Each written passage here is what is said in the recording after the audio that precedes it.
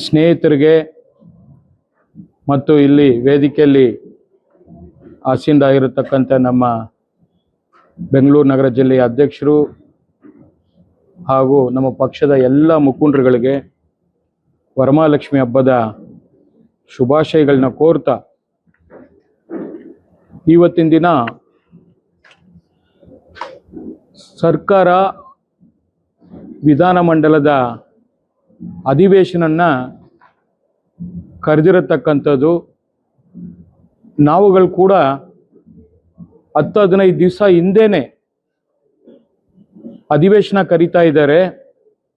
ಇಂಥ ಸಂದರ್ಭದಲ್ಲಿ ಒಂದಷ್ಟು ಚರ್ಚೆಗಳನ್ನು ಮಾಡಬೇಕು, ಸರ್ಕಾರದ ಕಿವಿ ಹಿಂಡಬೇಕು, ಒಂದಷ್ಟು ಪ್ರಶ್ನೆಗಳನ್ನು ಕಳಿಸಿ ಸ್ಟಾರ್ಟ್ ಆಗಬೇಕು, ಅಂಥ ಸ್ಟಾರು ಕೂಡ ನಮಗೂ ಸಿಗಬೇಕು ಅಂತ ಹೇಳಿ ಒಂದು ಆಸಕ್ತಿ ವಹಿಸಿ ನಾವು ಸದನಕ್ಕೆ ಹೋಗ್ತೀವಿ. ಆ ಸದನದಲ್ಲಿ ಏನು ನಮ್ಮ ಒಂದು ಡಿಮ್ಯಾಂಡ್ ಏನಿತ್ತು, ಮಾನ್ಯ ಸಚಿವರಾದಂಥ ನಾಗೇಂದ್ರರವರು ಬಹುಶಃ ಕಳೆದ 2 ವರ್ಷಗಳ ಹಿಂದೆ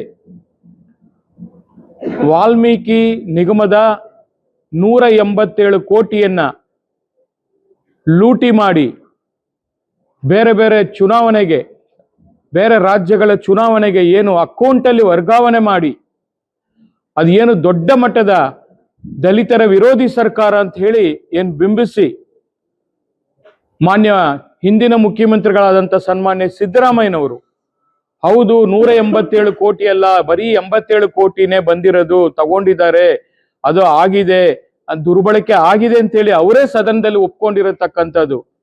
ಆ ವಿಚಾರದಲ್ಲಿ ಅವರು ಜೈಲಿಗೂ ಹೋಗಿ ಈಗ ಬೇಲಲ್ಲಿ ಇರತಕ್ಕಂಥದ್ದು. ಈ ಸಂದರ್ಭದಲ್ಲಿ ಅವರಿಗೆ ಮಂತ್ರಿ ಮಾಡಿದಾರಂತ ಹೇಳಿ ನಾವು ಅವ್ರನ್ನ ವಜಾ ಮಾಡಬೇಕು ಅಂತೇಳಿ ನಾವು ಮತ್ತೆ ನಮ್ಮ ಮಿತ್ರ ಪಕ್ಷವಾದಂಥ BJP ಅವರು ಇಬ್ಬರೂ ಸೇರಿ, ಅದು ಕೆಳಮನೆ ಇರ್ಬೋದು ಮೇಲ್ಮನೆ ಇರ್ಬೋದು, 2 ಮನೆಗಳಲ್ಲಿ ಹೋರಾಟ ಮಾಡ್ಕೊಂಡು ಬರ್ತಾ ಇದ್ದೀವಿ. ಆದರೂ ಈ ಸರ್ಕಾರ ಹಠಮಾರಿ ಸರ್ಕಾರ, ಭ್ರಷ್ಟರ ಸರ್ಕಾರ ಇವತ್ತು ST ಹಣವನ್ನ ನುಂಗಿ ಇವತ್ತು ಆ ಒಂದು ಸಮಾಜಕ್ಕೆ ಏನು ಹೆಣ್ಣು ಮಕ್ಕಳ ಕಣ್ಣೀರನ್ನ ಇವತ್ತು ಬರ್ಸುವಂತ ಒಂದು ಕೆಟ್ಟ ಒಂದು ಪದ್ಧತಿಗೆ ಇವತ್ತು ನಾಂದಿ ಮಾಡಿ ಕೊಟ್ಟಿದೆ. ಅದರ ವಿರುದ್ಧವಾಗಿ ನಾವು ಏನು ಸೋಮವಾರದಿಂದ ನಿನ್ನೆ ಶುಕ್ರವಾರದವರೆಗೂ ಪ್ರತಿಭಟನೆಯನ್ನ ನಿರಂತರವಾಗಿ ಮಾಡಿದ್ವಿ. ಆದರೆ ಒಬ್ಬ ಮಂತ್ರಿ ಕೂಡ ಸರ್ಕಾರದ ಪರವಾಗಿ ಏನು ನಡೆಯಿತು, ಏನು ಆಗಬೇಕು ಅನ್ನೋದ್ರ ಬಗ್ಗೆ ಚರ್ಚೆ ಮಾಡಕ್ಕೆ ಆಗ್ಲಿಲ್ಲ. ಇನ್ನೇನು ನಿನ್ನೆ ಸದನ ಮುಗಿಯೋ ಟೈಮಲ್ಲಿ ಮಾನ್ಯ ಮುಖ್ಯಮಂತ್ರಿಗಳು ಸದನಕ್ಕೆ ಬಂದು ನೀವು ನೋಟಿಸ್ ಕೊಡಿ, ಈ ಹಗರಣದ ಬಗ್ಗೆ ಚರ್ಚೆ ಮಾಡೋಣ, ಮತ್ತೊಂದು ಹೇಳ್ತೀವಿ, ಇದರಲ್ಲಿ ಯಾರು ಭಾಗಿಯಾಗಿದ್ದಾರೆ, ಏನೇನ್ ಆಗಿತ್ತು ಹೇಳ್ತೀವಿ ಅಂತೇಳಿ ಮತ್ತೆ ಕಾಲ ಹಗರಣ ಮಾಡಿದ್ರೆ ಹೊತ್ತು ಪ್ರತಿಕ್ರಿಯೆವಂತೂ ಯಾವುದು ಸರಿಯಾದ ರೀತಿಯಲ್ಲಿ ಸಿಕ್ಕಿಲ್ಲ. ಇದು ಒಂದು ಕಡೆ. ಇನ್ನೊಂದು ಕಡೆ ಆಗ್ಲೇ ನಮ್ಮ ರಮೇಶ್ ಗೌಡ್ರು ಹೇಳ್ದಂಗೆ ಬೆಂಗಳೂರು ನಗರದಲ್ಲಿ ಇವತ್ತೇನು ನಮ್ಮನ್ನ ನಾವು ಈ ಒಂದು ಜೀವಿಯ ವಿಚಾರದಲ್ಲಿ ಇವತ್ತು ಚುನಾವಣೆ ಮಾಡ್ತಾರೆ, ನಾಳೆ ಚುನಾವಣೆ ಮಾಡ್ತಾರೆ, ಇನ್ನೇನು 5 ಪಾಲಿಕೆ ಆಯ್ತಲ್ಲ ಅಂತ ಹೇಳಿ ನಾವೆಲ್ಲ ಕೂಡ ಇವತ್ತು ಚುನಾವಣೆಗೆ ತಯಾರಾಗಿರತಕ್ಕಂಥ ಸಂದರ್ಭದಲ್ಲಿ ಒಂದಲ್ಲ ಒಂದು ನೆಪವನ್ನ ಹೂಡಿ ಇವತ್ತು ಈ ರಾಜ್ಯ ಸರ್ಕಾರ ಡ್ರ್ಯಾಗ್ ಮಾಡ್ತಾ ಇರತಕ್ಕಂಥದನ್ನ ನಾವು ನೋಡ್ತಾ ಇದೀವಿ. ಯಾಕೆಂದ್ರೆ ಇವತ್ತು ಯಾವುದೇ ಅಧಿಕಾರಿಗಳು ಕೆಲಸ ಮಾಡಕ್ಕೆ ರೆಡಿ ಇಲ್ಲ. ಬೆಂಗಳೂರು ನಗರದಲ್ಲಿ 5 ಪಾಲಿಕೆ ಆಗಿದೆ, ಬರೀ ನಾಮಕರಣ ಆಗಿದೆ, ಬರೀ ನೇಮಿಂಗ್ ಚೇಂಜ್ ಆಗಿದೆ ಬಿಟ್ರೆ ಬೇರೆ ಯಾವುದು ಕೆಲಸ ಆಗ್ತಾ ಇಲ್ಲ. ಒಬ್ಬ ಶಾಸಕರಿಗೂ ಕೂಡ ಅವರು ಕೆಲಸ ಮಾಡಿಸುವಂತ ಶಕ್ತಿ ಕೂಡ ಇಲ್ಲ. ಯಾಕೆಂದ್ರೆ ಅಧಿಕಾರಿಗಳು ಯಾರು ಮಾತನ್ನು ಕೇಳ್ತಾ ಇಲ್ಲ. ಕಾಂಗ್ರೆಸ್ ಶಾಸಕರೇ ನೋವನ್ನ ತೊಡಗಿಸ್ಕೊಂತಾ ಇರತಕ್ಕಂತ ಒಂದು ಘಟನೆಗಳನ್ನ ನಾವು ಗಮನಿಸ್ತಾ ಇದೀವಿ. ಇವತ್ತು ಬೆಂಗಳೂರು ನಗರದಲ್ಲಿ 1,40,00,000 ಜನಸಂಖ್ಯೆ ಇರತಕ್ಕಂತ ಈ ಒಂದು ನಗರದಲ್ಲಿ 1.5 ಕೋಟಿ ವೆಹಿಕಲ್ಗಳು ಓಡಾಡ್ತಾ ಇರತಕ್ಕಂಥದ್ದು, 1,50,00,000 ವಾಹನಗಳಿದೆ.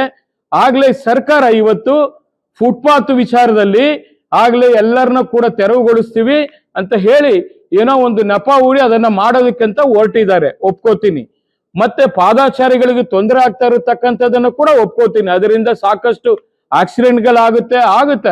ಅದಕ್ಕೆ ವಿಶೇಷವಾಗಿ ಅವ್ರಿಗೂ ಪರ್ಯಾಯವಾಗಿ ಬೇರೆ ವ್ಯವಸ್ಥೆಯನ್ನು ಕೂಡ ಸರಿಯಾದ ರೀತಿಯಲ್ಲಿ ಮಾಡಿ ಕೆಲವರಿಗೆ ID ಕಾರ್ಡ್ಗಳು ಕೊಟ್ಟಿದ್ದಾರೆ, ಕೆಲವರಿಗೂ ಕೊಟ್ಟಿಲ್ಲ.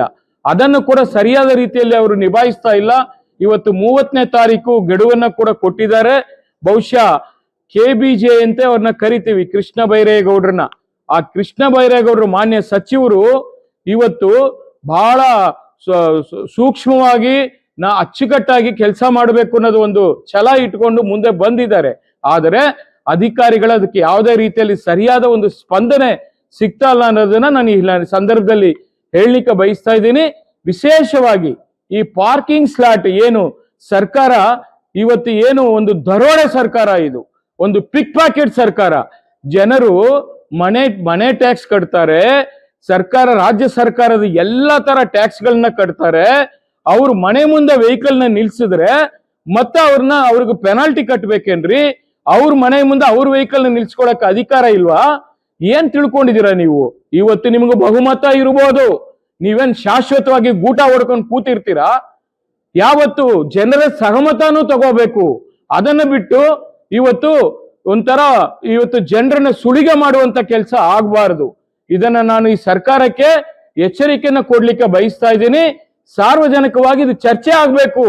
ಅದನ್ನು ಬಿಟ್ಟು ಇವತ್ತು ನಾವು ಕೂತ್ರೆ ಟ್ಯಾಕ್ಸು, ನಿಂತ್ರೆ ಟ್ಯಾಕ್ಸ್ ಅಂತ ಹೇಳಿ ಜನ ರಸ್ತೆಯಲ್ಲಿ ಓಡಾಡಕ್ಕೂ ಕೂಡ ಟ್ಯಾಕ್ಸ್ ಹಾಕ್ಬಿಡಿ, ಜನ ಓಡಾಡೋದೇ ಬೇಡ.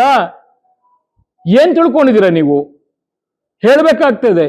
ಅದರಿಂದ ಬಹುಶಃ ಬೆಂಗಳೂರು ನಗರದ ವಿಚಾರವಾಗಿ ನಾನು ಕೂಡ ಸರ್ಕಾರಕ್ಕೆ ಸದನದಲ್ಲಿ ಚರ್ಚೆ ಮಾಡುವರಿದ್ದೀವಿ. ಇದಕ್ಕೆ ವಿಶೇಷವಾಗಿ ಒಂದು ಅರ್ಧ ಗಂಟೆಗಳ ಚರ್ಚೆಯನ್ನು ಕೂಡ ಹಾಕೋತಾ ಇದ್ದೀನಿ. ಈ ಒಂದು ವಿಚಾರ ನನಗಂತೆ ನಮ್ಮ ರಮೇಶ್ ಗೌಡ್ರು ಹೇಳ್ದಂಗೆ ಬಹುಶಃ ಬೆಂಗಳೂರು ನಗರದಲ್ಲಿ ನಮಗೆ ಶಾಸಕರು ಇಲ್ಲ, ಒಪ್ಕೋತೀವಿ. ಆದ್ರೆ ನಾವಿಬ್ಬರು ವಿಧಾನ ಪರಿಷತ್ನ ಶಾಸಕರಿದ್ದೀವಿ. ನಾವು ಬಿಜೆಪಿಯವರು ಮತ್ತೆ ನಾವು ಇಬ್ಬರು ಸೇರಿ ಕೂಡ ಹೋರಾಟ ಮಾಡಲಿದ್ದೀವಿ, ಸದನದ ಒಳಗಡೆ ಸದನದ ಹೊರಗಡೆ.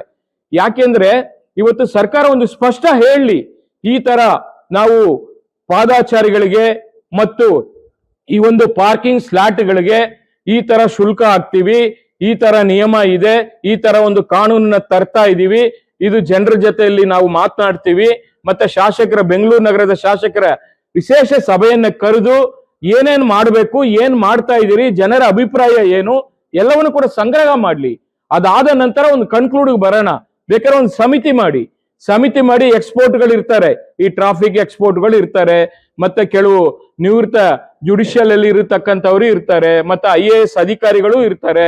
ಇವನ್ನೆಲ್ಲ ಕೂಡ ತಗೊಂಡು ಒಂದು ಡಿಸ್ಕಷನ್ ಆಗ್ಲಿ. ಡಿಸ್ಕಷನ್ ಆದ್ಮೇಲೆ ಡಿಸಿಷನ್ಗೆ ಬರೋಣ. ಅದನ್ನು ಬಿಟ್ಟು ತರಾತುರಿಯಲ್ಲಿ ನಾನು ನಾಳೆನೆ ತಂದ್ಬಿಡ್ತೀನಿ, ಸರ್ಕಾರ ಈ ಒಂದು ಬಿಲ್ಲನ್ನ ತರ ಕೂಡ ಹೊರಟಿದ್ದಾರೆ. ನಿನ್ನ ಅಪಾರ್ಟ್ಮೆಂಟ್ ಬಿಲ್ಲನ್ನ ತಂದಿದ್ರು, ಅದ್ರ ಬಗ್ಗೆ ಕೂಡ ಚರ್ಚೆನೇ ಆಗಿಲ್ಲ. ಈ ತರ ಅನೇಕ ಘಟನೆಗಳು ಬೆಂಗಳೂರು ನಗರದಲ್ಲಿ ಇರತಕ್ಕಂಥದ್ದು. ಬೆಂಗಳೂರು ಇವತ್ತು ದೊಡ್ಡ ಮಟ್ಟದಲ್ಲಿ ಇಡೀ ರಾಜ್ಯದಲ್ಲೇ ರೆವಿನ್ಯೂ ಕೊಡುವಂತ ಒಂದು ಸರ್ಕಾರಕ್ಕೆ ಒಂದು ಸ್ವರ್ಗ ಭೂಮಿ ಇದ್ದಂಗೆ.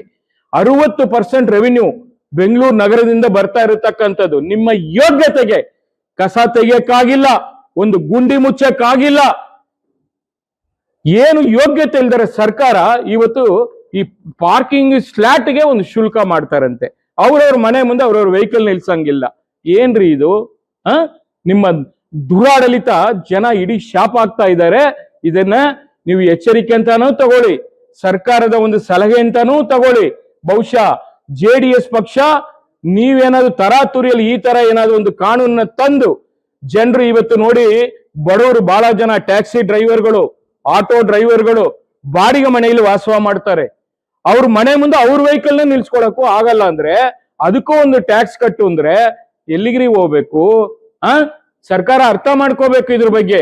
ನೀವು ಏನೋ ನಮ್ಗೆ ಅಧಿಕಾರ ಇದೆ ಅನ್ಬಿಟ್ಟು ಏನ್ ಬೇಕಾದ್ರೆ ತಂದು ಈ ತರ ಒಂದು ಸರ್ವಾಧಿಕಾರಿ ಧೋರಣೆಯನ್ನ ತರಬೇಕಂದ್ರೆ ಖಂಡಿತ ಜನ ಬುದ್ಧಿ ಕಲಿಸ್ತಾರೆ. ಹುಷಾರ್. 5 ವರ್ಷಕ್ಕೊಂದ್ಸತಿ ರಿನ್ಯೂವಲ್ಗೆ ಹೋಗ್ಲೇಬೇಕು. ನೀವೇನು 100 ವರ್ಷ ಕೂತ್ಕೊಂಡಿರಲ್ಲ. ಮಾನ್ಯ ಮುಖ್ಯಮಂತ್ರಿಗಳಿಗೂ ಹೇಳ್ತೀನಿ, ಬೆಂಗಳೂರು ನಗರದ ಸಚಿವರಿಗೂ ಹೇಳ್ತೀನಿ, ಇದ್ರ ಬಗ್ಗೆ ಕೂಲಂಕುಷಿಯಾಗಿ ಚರ್ಚೆ ಆಗಿ ತನಿಖೆ ಆಗ್ಲಿ, ಎಲ್ಲ ತರ ಆದ್ಮೇಲೆ ಒಂದು ಕನ್ಕ್ಲೂಡ್ಗೆ ಬರೋಣ. ಇದನ್ನ ಸಾರ್ವಜನಿಕವಾಗಿ ಪಬ್ಲಿಕ್ ಡೆಮೋಗ್ ಬಿಡಿ. ಪಬ್ಲಿಕ್ ಡೆಮೋ ಬಗ್ಗೆ ನಿಮ್ಗೆ ತುಂಬಾ ಚೆನ್ನಾಗಿ ಗೊತ್ತಿದೆ. ಮೇಲ್ ID ಕೊಡ್ತೀರಿ, ಫ್ರೀ ಟೋಲ್ ನಂಬರ್ನ ಕೊಡ್ತೀರಿ, ಎಲ್ಲಾ ತರನು ಕೂಡ ಸಂಗ್ರಹ ಮಾಡ್ತೀರಿ. ಆಗ್ಲೇ ಹಿಂದೆ ಅಪಾರ್ಟ್ಮೆಂಟ್ಸ್ ಅಸೋಸಿಯೇಷನ್ ಅವ್ರನ್ನ ಕೂಡ ಸಭೆ ಕರೆದಿದ್ರಿ. ಆ ಸಭೆಯಲ್ಲಿ ಕೂಡ ಒಂದಷ್ಟು ಅಪಾರ್ಟ್ಮೆಂಟ್ಸ್ ಮಾಲೀಕರ ಒಂದು ಸಮಸ್ಯೆಗಳ ಬಗ್ಗೆ ಕೂಡ ಚರ್ಚೆ ಮಾಡಿದ್ರಿ. ಅದಕ್ಕೂ ಕೂಡ ವಿಶೇಷ ಬಿಲ್ಲನ್ನ ತಂದಿದ್ದೀರಿ, ಒಂದಷ್ಟು ಕ್ಲಾರಿಫಿಕೇಶನ್ ಕೂಡ ಕೊಟ್ರಿ. ಅದೇ ರೀತಿಯಲ್ಲಿ ಇದನ್ನ ಕೂಡ ಮಾಡಬೇಕು ಅಂತೇಳಿ ಸರ್ಕಾರಕ್ಕೆ ಈ ಸಂದರ್ಭದಲ್ಲಿ ಎಚ್ಚರಿಕೆನ ಕೊಡ್ತೀನಿ. ಮತ್ತೊಂದು, ತಾವು ಆಗ್ಲೇ ಹೇಳ್ತಾ ಇದ್ರಿ ಪ್ರದೀಶ್ ಈಶ್ವರ್ ಬಗ್ಗೆ. ಆ ಪ್ರದೀಶ್ ಈಶ್ವರ್ ಬಗ್ಗೆ ಮಾತಾಡುವಂತ ಒಂದು ವ್ಯವಸ್ಥೆ ನಮಗಂತ ಇಲ್ಲ. ಯಾಕೆಂದ್ರೆ ಆ ಪ್ರದೀಪ್ ಈಶ್ವರ್ ಒಂದು ಕಾಮಿಡಿ ಪೀಸ್. ಅದು ಆ ಕಾಮಿಡಿ ಪೀಸ್ ಬಗ್ಗೆ ನಾವು ಮಾತಾಡ್ಬೇಕಾ? ನಮ್ ಕುಮಾರಣ್ಣ ಅವರು ಮಾಸ್ಟರ್ ಪೀಸು. ಆ ಮಾಸ್ಟರ್ ಪೀಸು ಅವ್ರು ಏನ್ ಹೇಳ್ಬೇಕು ಏನ್ ಹೇಳ್ಬಾರ್ದು ಅನ್ನೋದ್ ಬಗ್ಗೆ ಅವ್ರಿಗೆ ತುಂಬಾ ಚೆನ್ನಾಗಿ ಗೊತ್ತಿದೆ. ನಮ್ ನಾಯಕರು, ಅವರು ನಾಯಕರ ಬಗ್ಗೆ ಮಾತಾಡಿದ್ರೆ ನಾನು ದೊಡ್ಡವನಾಗ್ಬಿಡ್ತೀನಿ, ನನಗೆ ಅಟ್ಲೀಸ್ಟ್ ನಮ್ ರಮೇಶ್ ಗೌಡ್ರು ಹೇಳಿದಂಗೆ ಒಂದು ಚೇರ್ಮನ್ ಆಗಿ ಒಂದು ಕ್ಯಾಬಿನೆಟ್ ಆಗಿ ರ್ಯಾಂಕ್ ಅನ್ನ ಕೊಡ್ತಾರಂತೇಳಿ ಅವ್ರೇನು ಚಾಲಗಳ ತರ ಓಡಾಡ್ಕೊಂಡಿದ್ದಾರೆ. ಅವರ ಇನ್ಸ್ಟಿಟ್ಯೂಷನ್ ಓದಿರತಕ್ಕಂತ ವಿದ್ಯಾವಂತರು ಇವತ್ತು ಯೋಚನೆ ಮಾಡ್ತಾರೆ, ಎಂತ ಇನ್ಸ್ಟಿಟ್ಯೂಷನ್ ನಾನು ಓದ್ತಾ ಇದ್ದೀನಪ್ಪ, ಇಂಥ ಒಬ್ರು ಕಾಮಿಡಿ ಪೀಸ್ ಇದಾರಲ್ಲ ಅಂತೇಳಿ ಅವರೇ ಯೋಚನೆ ಮಾಡ್ತಾ ಇದ್ದಾರೆ. ಅದರಿಂದ ಅವ್ರ ಬಗ್ಗೆ ಯೋಚನೆ ಮಾಡೋದು ಬೇಕಿಲ್ಲ. ಮುಂದಿನ ಅವರು ಶಾಸಕರಾಗಿ ಬರ್ಬೇಕಾ ಬೇಡವ ಅನ್ನೋದನ್ನ ಆ ಚಿಕ್ಕಬಳ್ಳಾಪುರ ಕ್ಷೇತ್ರದ ಮಹಾ ಜನತೆ ನಿರ್ಧಾರ ಮಾಡ್ತಾರೆ. ಈ ತರ ಒಂದು ಸ್ಪೀಚ್ ಕೊಟ್ಬಿಟ್ರೆ ಸೋಷಿಯಲ್ ಮೀಡಿಯಾದಲ್ಲಿ ವೈರಲ್ ಆಗ್ತೀವಿ, ಅಲ್ಲಲ್ಲಿ ನನ್ನ ಟಾಕ್ ನಡೀತದೆ ಅಂತ ಹೇಳಿ ಅವ್ರು ತಿಳ್ಕೊಂಡಿರ್ಬೋದು. ಅದು ಅವರಿಗೆ ತಿರುಗುಬಾಣ ಆಗುತ್ತೆ. ಭೂತದ ಬಾಯಲ್ಲಿ ಭಗವದ್ಗೀತೆ ಕೇಳಲಿಕ್ಕೆ ಸಾಧ್ಯನನ್ರಿ? ಅರ್ಥ ಮಾಡ್ಕೋಬೇಕು. ಆ ಜನ ಬುದ್ಧಿವಂತರಿದ್ದಾರೆ, ಆ ಚಿಕ್ಕಬಳ್ಳಾಪುರ ಪ್ರಜ್ಞಾವಂತ ಮತದಾರರಿದ್ದಾರೆ, ಅವರೇ ಅವ್ರಿಗೆ ಉತ್ತರ ಕೊಡ್ತಾರೆ ಅನ್ನೋದನ್ನ ಈ ಸಂದರ್ಭದಲ್ಲಿ ಹೇಳಲಿಕ್ಕೆ ಬಯಸ್ತಾ ಇದ್ದೀನಿ.